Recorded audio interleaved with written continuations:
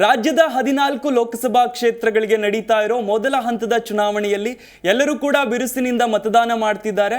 ಇದೀಗ ಚಾಮರಾಜನಗರದಲ್ಲಿ ಮತದಾರರೊಬ್ಬರು ವಿಶೇಷವಾಗಿ ಮತಗಟ್ಟೆಗೆ ಆಗಮಿಸುವ ಮೂಲಕ ಗಮನ ಸೆಳೆದಿದ್ದಾರೆ. ಚಾಮರಾಜನಗರದಲ್ಲಿ ಮತಗಟ್ಟೆಗೆ ಕಹಳೆ ಹಿಡಿದು ಬಂದಿದ್ದಾರೆ ಕಲಾವಿದರೊಬ್ಬರು. ಕಹಳೆ ಹಿಡಿದು ಬಂದು ಮತದಾನ ಮಾಡಿದ್ದಾರೆ. ರವಿಚಂದ್ರ ಪ್ರಸಾದ್ ಅನ್ನುವಂತಹ ಕಲಾವಿದರು ಈ ರೀತಿಯಾಗಿ ವಿಶೇಷ ರೀತಿಯಲ್ಲಿ ಮತಗಟ್ಟೆಗೆ ಬಂದು ಮತದಾನ ಮಾಡಿರುವಂಥದ್ದು. ಚಾಮರಾಜನಗರದ 14ನೇ ವಾರ್ಡ್ನ ಮತಗಟ್ಟೆಗೆ ಬಂದು ಕಹಳೆ ಹಿಡಿದು ಬಂದಂತಹ ಕಲಾವಿದ ರವಿಚಂದ್ರ ಪ್ರಸಾದ್ ಮತದಾನ ಮಾಡಿದ್ದಾರೆ. ಚಾಮರಾಜನಗರ ಜಿಲ್ಲೆಯನ್ನ ಜಾನಪದ ನಾಡು ಅಂತಲೇ ಕರಿತೀವಿ, ಆ ರೀತಿಯಾಗಿ ಹೆಸರುವಾಸಿಯಾಗಿದೆ. ಹಾಗಾಗಿ ಪ್ರಜಾಪ್ರಭುತ್ವದ ಹಬ್ಬವನ್ನ ಜಾನಪದ ಕಲಾವಿದನಾಗಿ ಮತದಾನದಲ್ಲಿ ಪಾಲ್ಗೊಂಡಿದ್ದೇನೆ ಅನ್ನುವಂತಹ ಮಾತುಗಳನ್ನು ಕೂಡ ಕಲಾವಿದ ರವಿಚಂದ್ರ ಪ್ರಸಾದ್ ಹೇಳಿದ್ದಾರೆ.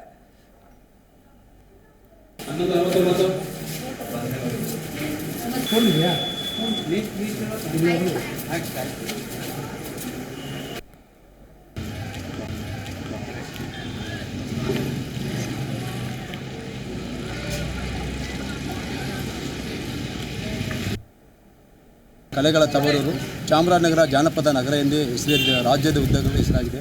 ನಾವು ಜಾನಪದ ಕಲಾವಿದರಾಗಿ ಕೊಂಬು ಕಲೆ ಕಲಾವಿದರಾಗಿದ್ದು ನಮ್ಮ ಕಲಾ ಪ್ರಕಾರಗಳ ಪ್ರಕಾರ ಜಿಲ್ಲಾಡಳಿತವೂ ಸಹ ಚಾಮರಾಜನಗರದ ಎಲ್ಲ ಚುನಾವಣಾ ಕ್ಷೇತ್ರಗಳಲ್ಲಿ ಜಾನಪದವಾಗಿ ಅಂತ ಜಿಲ್ಲೆಯಾದ್ಯಂತ ನಡೆಸುವಂಥ ಜಿಲ್ಲಾಧಿಕಾರಿಗಳು ಸಹ ತುಂಬ ಸಂತೋಷ ಇದ್ದು ನಮಗೂ ಕರೆ ಬಂದಿದ್ದರಿಂದ ನಾವು ಕಲಾ ಪ್ರಕಾರ ಡೀಟೇಲ್ಸ್ ಕೊಡ್ತಾರೆ ನಮ್ಮ ಪ್ರತಿನಿಧಿ ಸುರೇಂದ್ರ ಫೋನ್ ಸಂಪರ್ಕದಲ್ಲಿದ್ದಾರೆ. ಸುರೇಂದ್ರ, ವಿಶಿಷ್ಟ ರೀತಿಯಲ್ಲಿ ಚಾಮರಾಜನಗರದಲ್ಲಿ ಕಲಾವಿದರೊಬ್ಬರು ಮತದಾನ ಮಾಡಿರುವಂಥದ್ದು, ಮತಗಟ್ಟೆಗೆ ಕಹಳೆಯ ಜೊತೆಗೆ ಬಂದು ಮತದಾನ ಮಾಡಿದ್ದಾರೆ. ಏನಿದ್ರ ಉದ್ದೇಶ ಆಗಿತ್ತು, ಏನ್ ಹೇಳಿದ್ರು ಸುರೇಂದ್ರ?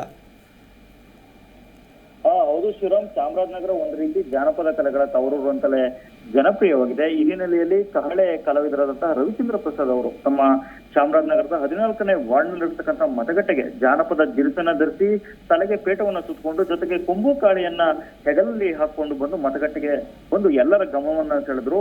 ಇನ್ನು ಜೊತೆಗೆ ಕಾಳಿಯನ್ನ ಹಿಡಿದುಕೊಂಡೆ ಅವರು ಮತದಾನವನ್ನು ಕೂಡ ಮಾಡಿದ್ರು. ಬಳಿಕ ಅವರು ಮಾಧ್ಯಮದವರೊಂದಿಗೆ ಮಾತನಾಡಿ ಚಾಮರಾಜನಗರ ಜಾನಪದ ನಾಡು ಅಂತಲೇ ಹೆಸರುವಾಸಿಯಾಗಿದ್ದು ಈ ಹಿನ್ನೆಲೆಯಲ್ಲಿ ಪ್ರಜಾಪ್ರಭುತ್ವದ ಅತಿ ದೊಡ್ಡ ಹಬ್ಬವಾದಂತಹ ಚುನಾವಣೆಯಲ್ಲಿ ತಾನು ಜಾನಪದ ಕಲಾವಿದನಾಗಿ ನಾನು ಪ್ರತಿನಿಧಿಸ್ತಾ ಇದ್ದೀನಿ. ಈ ಹಿನ್ನೆಲೆಯಲ್ಲಿ ನಾನು ಕೊಂಬು ಕಾಳಿಯನ್ನ ಹಿಡಿದು ಮತದಾನ ಮಾಡಿದ್ದೇನೆ ಅಂತ ತಿಳಿಸಿದ್ರು. ಒಟ್ಟಿನಲ್ಲಿ ಹೇಳಬೇಕು ಅಂತಂದ್ರೆ ಕಹಳೆ ಹಿಡಿದು ಬಂದ ಕಲಾವಿದನನ್ನ ಕಂಡು ಎಲ್ಲರೂ ಕೂಡ ಒಂದು ರೀತಿ ಸಂತೋಷಗೊಂಡ್ರು ಅಂತಾನೆ ಹೇಳ್ಬೋದಾಗಿದೆ. ಶಿವರಾಮ್, ಥ್ಯಾಂಕ್ ಯು ಸುರೇಂದ್ರ ತಮ್ಮೆಲ್ಲ ಮಾಹಿತಿಗಾಗಿ.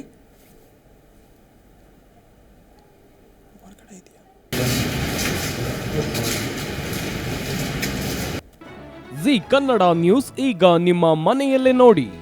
ಎಲ್ಲ ಕೇಬಲ್ಗಳಲ್ಲಿ ಈಗ ಲಭ್ಯ.